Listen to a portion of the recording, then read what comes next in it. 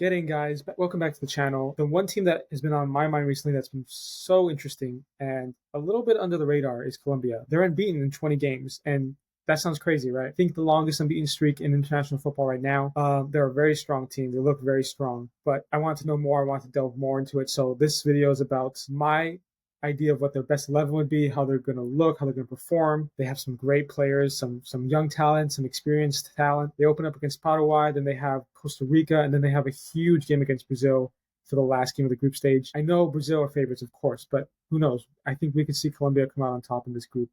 They're that good. They're that good. But we're going to start with the goalkeeper. First and foremost, we have Camilo Vargas. He is a older goalkeeper, has been filling in for the injured David Ospina, who has been the usual number one for Colombia. He was number one back in the 2018 World Cup. It's a little up in the air because David Ospina is still the favorite keeper, but because Camilo Vargas has been so impressive, especially in Colombia's recent form, I can see him keeping the spot.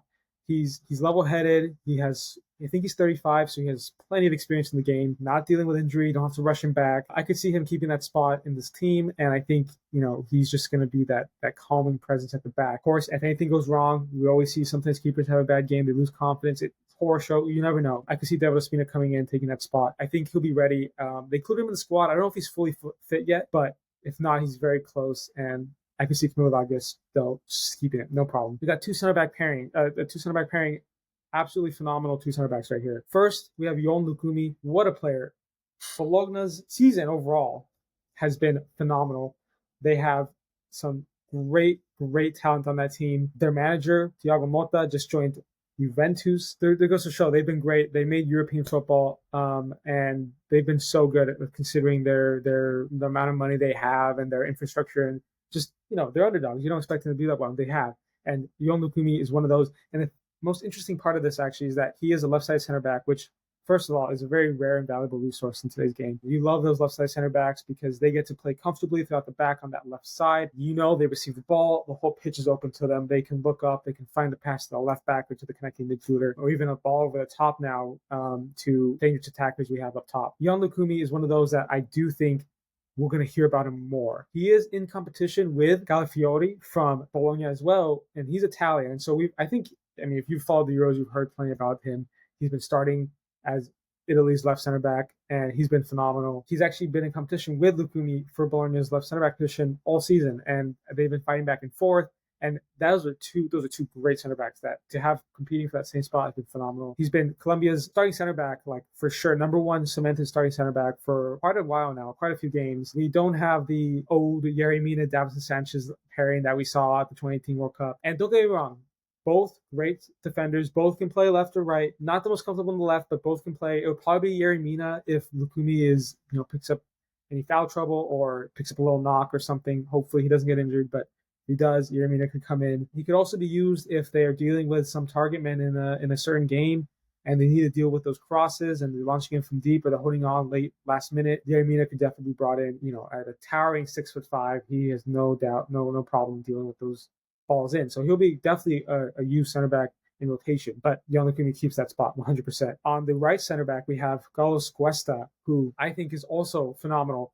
A little less of a well-known name, but he's gonna be well known. Give it a season or two. Hell, maybe this tournament. Carlos Cuesta has been phenomenal for getting powerful, aggressive. A little highlighted by his 10 yellow cards in 30 games, which is a little high. He's not going to stay long in the Belgian league. That level is a little lower than his ability right now. And I think we'll see him at a bigger club soon. Yon Lukumi and Carlos Cuesta as the pairing are phenomenal, and Colombia's defense is so good. And yes, they're on the younger side, 100%, but they have some experience around them, and they themselves are showing a level of responsibility and I think maturity that young defenders sometimes can lack. And I think that's highlighted by the rotation center back, Davinson Sanchez, who ex-Spurs player and has a big Tottenham number one club right here for me. I know his weaknesses and I've seen him. And this is a guy, this is coming from a guy who roots for him when he was on the team.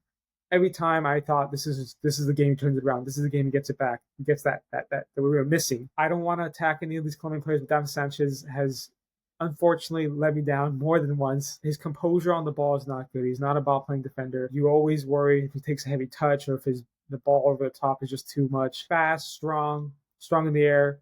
And I think that will be important if you're dealing with a big defender. I think Gary Mina defenders are great, athletic defenders, big, strong, that can definitely sub in or rotation. If you want that composure, you want that security at the back, it's gonna have to be Carlos Cuesta. We're gonna move on to left back, who's gonna be Johan Mojica. Now, this is a funny one because I actually really like the backup left back for Colombia, and that is David Machado, who plays for RC Lens in France. I really like him. I think he's young. He's like 23.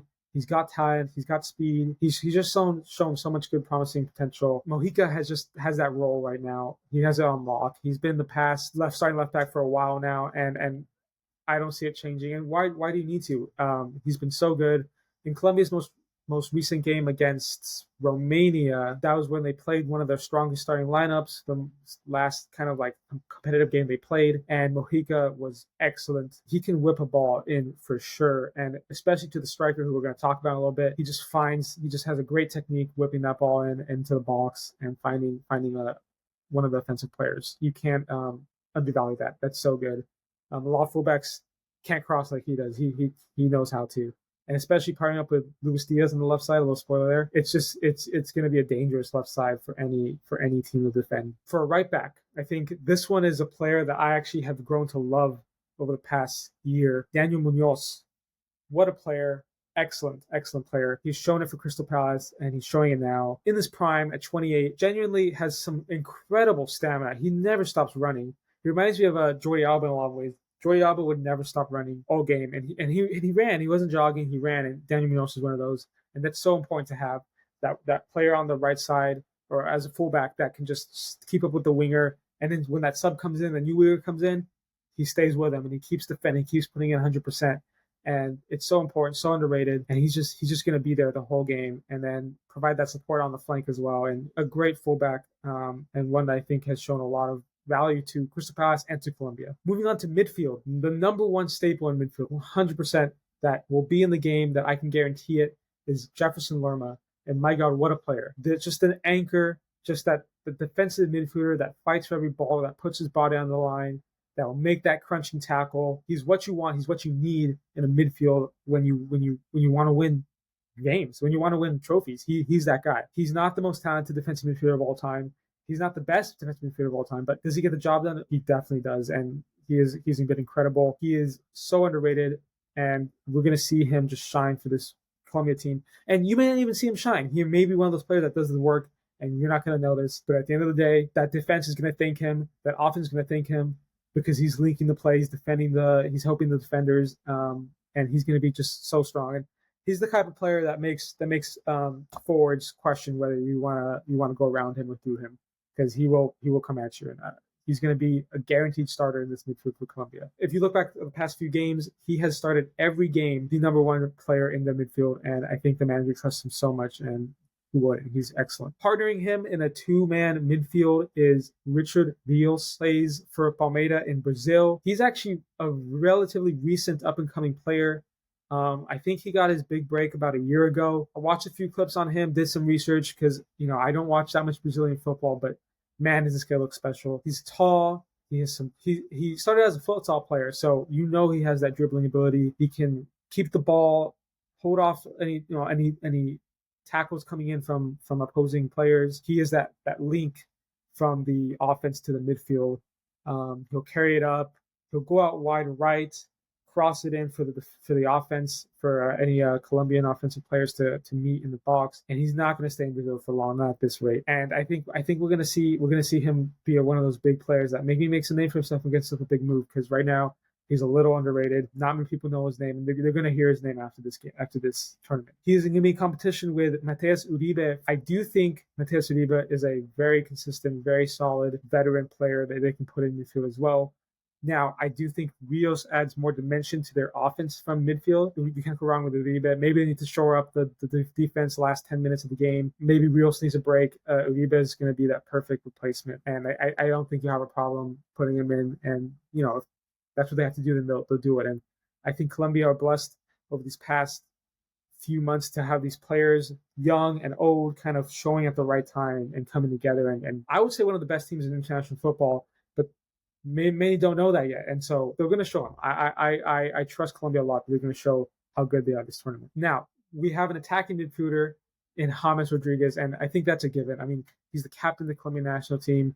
He's the most famous Colombian player on the team. He's played for some big clubs, has had it for so long. We all know the volley from the 2014 World Cup. He's still excellent. Yeah, physically he's not, the same. He maybe doesn't have that stamina and that endurance that keeps him for the full 90 minutes, but that's okay. Colombia has so much versatility and so much combination that they can use in their players up front that when James needs to take a break, they have someone to back him up, and I'll go over that right now. But James is the highlight here. He's that player. He's that X factor. You always need that player that can come up with nothing out of nowhere. He's actually one of two players that comes up with that in this team, and he is just so good. That left foot of his, he is the one that will unlock a deep defense or a compact defense. He will be the one unlocking that. And his technique and his ability and his vision is just unmatched in this team. The only hope is that he can stay fit because he has dealt with injury problems in the past. And I really, really want to highlight Johannes Spidia. Still has so much to show. I think he's 23. He's not going to start because the players ahead of him on the wings and in James are just so good. But he will be that substitute that comes on, and he will make a difference in the game. You'll hear him. You'll hear his name, even if he won't play a full 90 minutes every game. And we'll just go to right wings because we mentioned it. It'll be Jon Arias, and Jon Arias is just one of probably the most underrated player on this team. He's in his prime. He's 26. His confidence is up here. He's never played better. He's not the flashy winger that Luis Diaz is, but he's fast. He's technical. He can combine well with players around him in the offense. He can find those little pockets of space. He drifts in. He can beat his man out wide. He's that good. And you haven't heard his name, you're going to hear his name. He's that underdog in that team, and he's going to impress you. He's going to impress you. He's going to show you what he's got. He's a little tricky winger, and it's not by skill. It's by the vision, by control of the ball. He's going to show you what he's got, and he can score a goal. Actually, he's scored.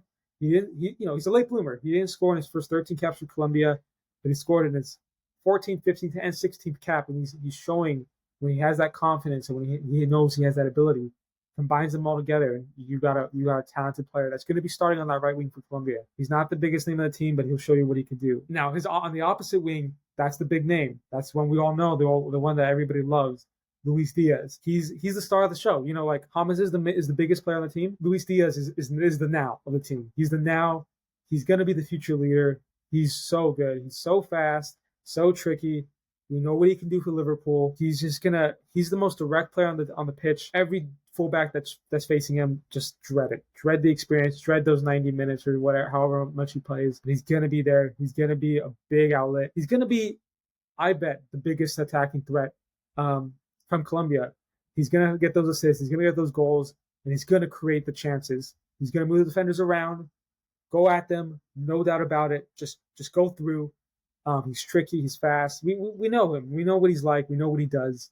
And the Premier League knows that. And I don't think there's any better compliment than saying that the Premier League defenders are scared of him. He's a nightmare to defend, and he's going to be so good. Now you might be wondering who could possibly be his replacement, his substitute. The man who comes in and takes on the role of when Luis Diaz needs that break and later on in the game. It's going to be Jorge Carrascal. This guy, when I say I didn't know much about this guy coming into it, but doing some research, looking into him, my God, can he do the work? He's tricky as well, just like Diaz. He's fine tuning the game. He's still young, still needs to learn.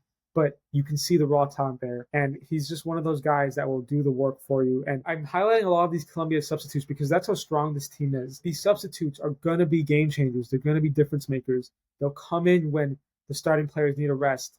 And they're going to just give the manager a headache because he's going to see these performances and going to just wonder how he can start all of these offensive players and everyone else. And Jorge Carrascal is just like the perfect example. He's also pretty versatile. And I think that's something you're going to notice among all the Colombian forwards.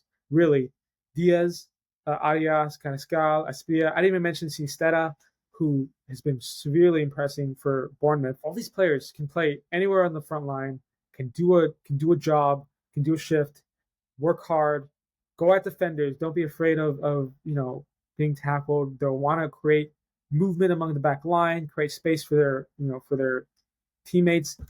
And deliver in dangerous balls, shoot at goal. They do everything. And I think that's the most dangerous part about this team is the depth and the ability and the versatility. They all have it. and you sub one out. Sure, you lose a bit of quality in Diaz or in James, but you're going to get that back just almost as close, because these are all just great players, and the depth is so good. And I think the most interesting, position of this entire team is actually the striker position. Probably the most unknown position in a sense. Like, yes, it will be Jan Cordoba as in my opinion, the number one striker up top. 6'2", a battering ram, can score a great headed goal, can hold up the play, little dummy off to the supporting attacker. He's done it in the Bundesliga, and I think we're going to see him score some goals. Again, I was mentioning earlier about Mojica delivering in some great balls. He delivered a great ball earlier in the game against Romania to Jan Cordoba, and he scored a great header. Then the second goal, Richard Rios sends in a cross. Cordoba dummies, takes the defender with him, so Arias can score an easy goal. He's one of those strikers that, well, yes, he's going to score goals. He does everything else that you want a striker to do. He holds up the play, takes up the defender's attention. He's a pest. He's backing up into them. Physically, he's just going to drain them, and he's going to put his all into his performance. And right now he's cemented that role as the main striker. And he actually took it away from Rafael Laborde. Is also a very good defender. Striker. A little different in the attack. Not the same as Cordoba. A little bit of a different kind of approach in the game if they're looking for someone different. But man, can he score the ball? Like, my God, he can shoot. He can get those goals. I don't think he's going to be as aerially dominant as Cordoba or as physically dominant, but he's a great finisher, and I don't think you want to underrate that. He's a really good finisher, and you're going to see that. And he's going to come on in games because he was the previous starting striker until he got a little bit of injury, and Cordoba kind of took over and made it his own. But you're going to see Bode, and you're going to see him prove why he was the previous starting striker. I don't think he'll take it over Cordoba in the tournament overall. I think Cordoba is just he's going to show his overall quality, but don't sleep on Bode. He's good. I think his finishing is going to be surprising to people. He'll get one chance maybe as like a sub, and he'll score. And I believe we're definitely going to see that. Maybe against Paraguay, Costa Rica, but we're going to see that. Maybe he shows it in a bigger game like a Brazil, and that'll really kind of make the manager think, well, who should I start? Who needs to go? Who needs to get on? And they're all great. And that brings me to actually the third striker substitute, which usually there'll be no need to mention, but Jan Duran, young striker for Aston Villa, and one of those players that won't really get the chance yet. But both Cordoba and Borde are a little older. Duran's going to be the future of the Colombian striker position. You're going to see it. You heard it here first. He's so good for Villa. I mean, like, he scored some goals coming off the bench for them because, they have so many good offensive positions at Villa. He's done it. He handles coming off the bench, and he scores. He's going to do it with Colombia as well. His opportunities may be a little lacking just because they probably don't want to take the risk with his inexperience. He's one of the youngest players in the squad at 20, but he will show you why he's in the squad. I really like him. I think you're going to see a lot of him. Unfortunately, maybe not as much in this tournament, in this Copa America, but in the next one, watch out. You're going to see him, and he's going to impress you for sure. And this team is just so direct, so pacey, so quick. It's going to be such an interesting game. I love their chances against Paraguay and Costa Rica. Don't get me wrong; they're not easy games. No game is easy. We've seen it in the year. We see it every year in every tournament in that group stage. You drop a point, all of a sudden you're sweating and you're panicking if you're going to make it past. You gotta treat every game like it's the final. And we always say that, and sometimes teams don't. But I do think Colombia are going to just bring their domination and their quality that they've shown over the past several months now. 20 games unbeaten, like I've said previously, 8 wins in their past 8. They've been so good, so strong, and in so much depth in their team. And we're going to see that. And I'm so excited for that game against Brazil. It's a game that has a lot on the line, not just in the group stage, but I think in Colombia's mentality. Because admittedly, while they're strong and they've been strong in the past, they've never really shown, like themselves as that number 1A player with Argentina, with Brazil, even with Uruguay for that matter. I know Uruguay's been a minute, but they had that time where they were dominant. Colombia haven't really. They have 1 Copa America in their belt. They want more. They should have gotten more in the past, but they'll get more now. I truly believe they'll get more Copa Americas and more wins, and especially against the teams that challenge them. like a Brazil, like an Argentina. I think there's gonna be some great games. I think they can come out with a win against Brazil. Don't get me wrong, it's not easy. It's never easy against Brazil, but they can. They believe. They fight hard. They put in 100% for every ball, every second ball. They can get that win, and I think that's gonna be an exciting game. And I think it should be one that everybody should be watching. So please, guys, comment. Tell me what you guys think, what you disagree on, who you think should start. I don't think I went too crazy, too adventurous with the starting lineup. This has been a pretty familiar lineup to, I think, Colombian fans. But I want to highlight them and show how good they are and get the word out because these guys are the real deal, and it's time for them to prove it. So, anyways, that's the video. Thank you guys so much for watching. Here's to a good Copa America, and let's see Colombia prove me right. I hope so. Anyways, thanks guys.